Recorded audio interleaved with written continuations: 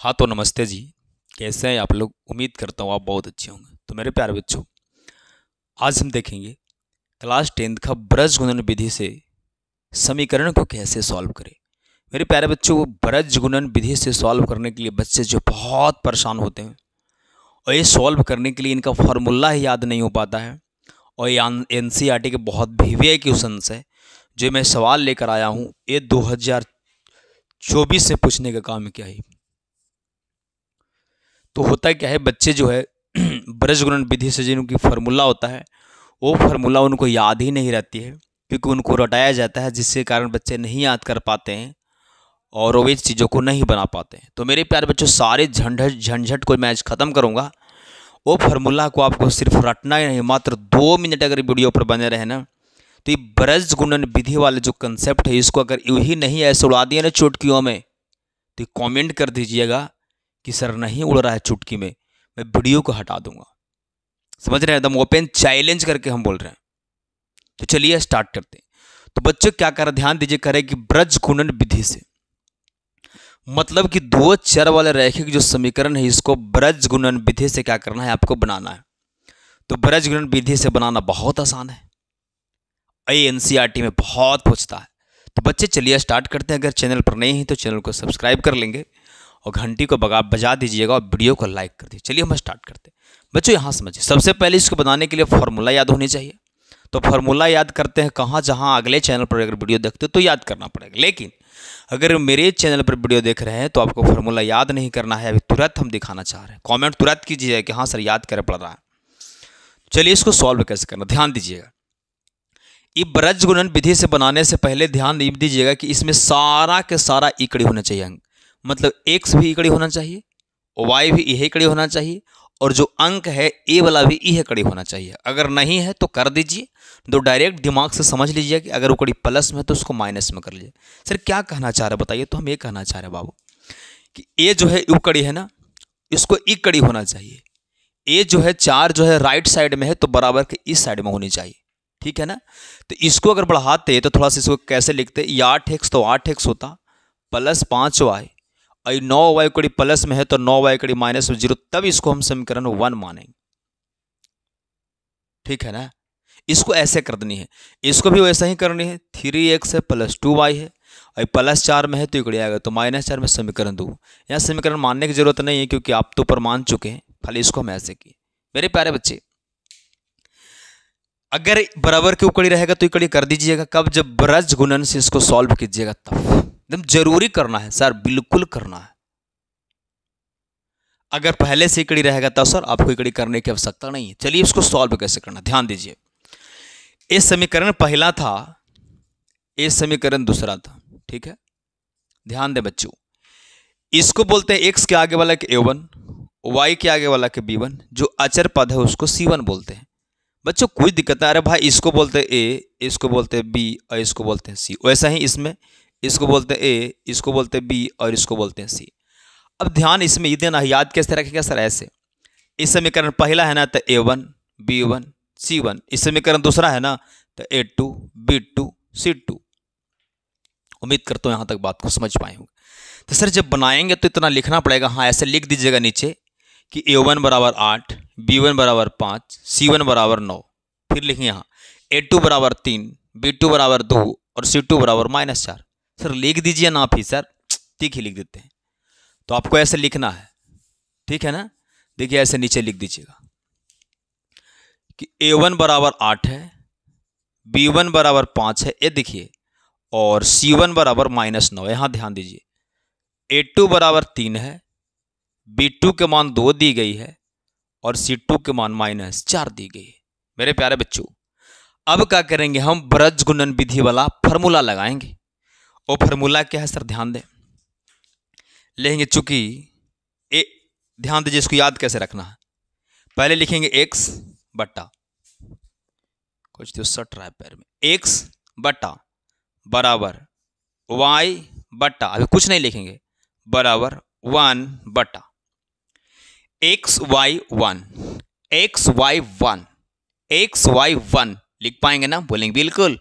अब ध्यान दें, BC CA AB, B C, C A B, इसको याद कर लेंगे। हाँ बहुत भार है, B C A B, B C A B, B C A B.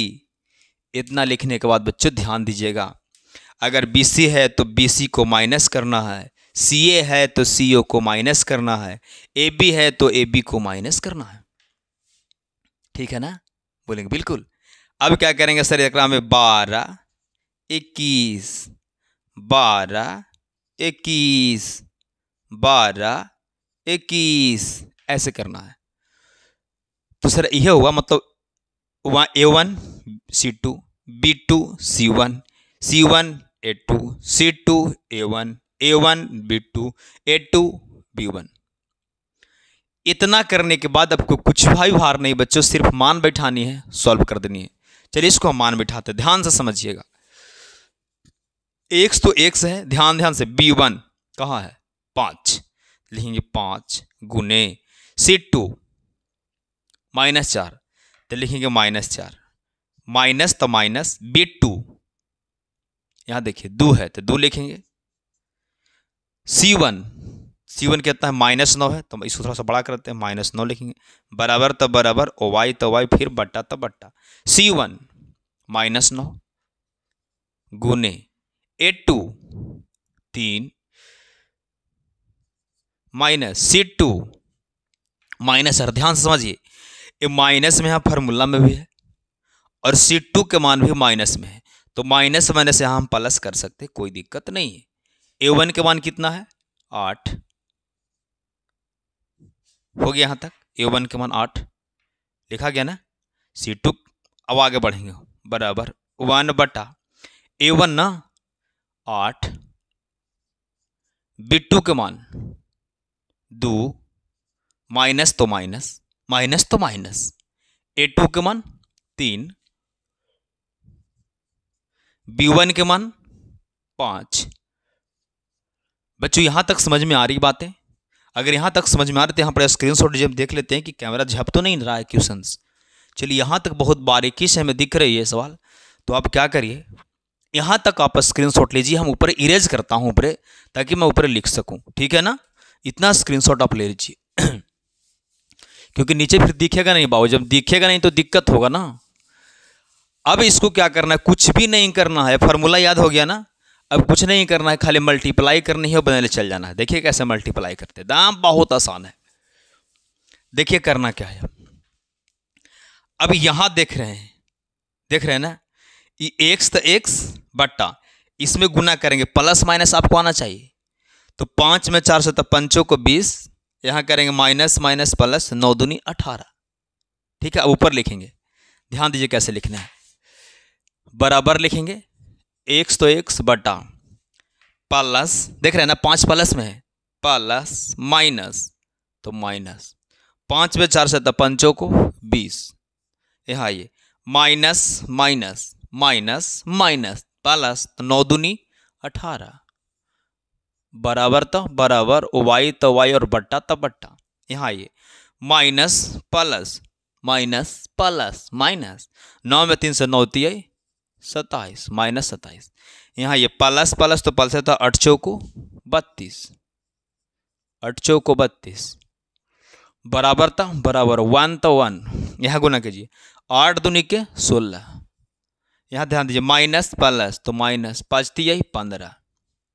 आगे बढ़िए, अब बढ़ते चल जाइए आगे। एक्स, एक है माइनस में, एक है प्लस में, तो माइनस प्लस माइनस मतलब घटाना है, 20 में से 18 जाएगा बच्चे, 2 बचेंगे। सर इससे बड़ा है इसलिए माइनस में रहेगा। ऐसा अगर ई रहता बड़ा तब प्लस में लिखा था, बराबर था बराबर, वाई तो वाई, ध्यान दीजिए ऐसे ना, देखिए यहाँ माइनस में है प्लस में है, तो माइनस प्लस माइनस मतलब घटाना है। तो 32 में से 27 गया, तो 27 गया तो कितना बचेगा 5, प्लस लिखें कि माइनस, तो प्लस, क्योंकि ज़्यादा है, क्योंकि इससे ज़्यादा है और ज़्यादा है इसलिए प्लस लिखें, प्लस लिखी नहीं जाती। आगे बढ़ेंगे, 1 तो 1, 16 में से 15 गया तो 1। ठीक है ना, अब ध्यान दीजिए, अब कुछ भी नहीं करना है बच्चे। अब बड़ा प्यार से क्या कीजिएगा, ये तीनों आपस में क्या है, बराबर है। ये तीनों के तीनों अंक जो है आपस में इक्वल है, हमको x के मान चाहिए और y के मान चाहिए, तो एक बार इसको बराबर कर देंगे इसको साथे, एक बार इसको बराबर कर देंगे सॉरी फिर एक बार इसको बराबर कर देंगे इसको साथे, तो लास्ट में लिखेंगे इसीलिए नहीं दिख रही मार्कर, x बट्टा -2 बराबर हो जाएगा 1/1। तिरछा तिरछी गुना करिए, x में 1 से x, 2 में 1 से तो -2, तो बच्चों x का जो मान आया जो -2 आंसर आया, और y के निकालना है ना, लिखेंगे एवं माने y/5 बराबर 1/1, तिरछा तिरछी गुना, y में 1 से तो y, 5 में 1 से तो 5, तो बच्चों y के मान आया जी कितना आ गया, y के मान जो है आपका 5 आ गया। मेरे प्यारे बच्चों x के मान -2 आ गया, y के मान 5 आ गया। तो बताइए वीडियो कैसा लगा, जरूर कमेंट करके बताइए कि हाँ सर वीडियो कैसा लगा। ठीक है ना, वीडियो को अभी तक लाइक नहीं किया तो लाइक कर दीजिए, चैनल पर पहले बार है तो चैनल को सब्सक्राइब कर लीजिए, जिससे कोई भी वीडियो अपलोड करेंगे सबसे पहले आप तक जाएगी। ठीक है बच्चों, थैंक यू, लव यू।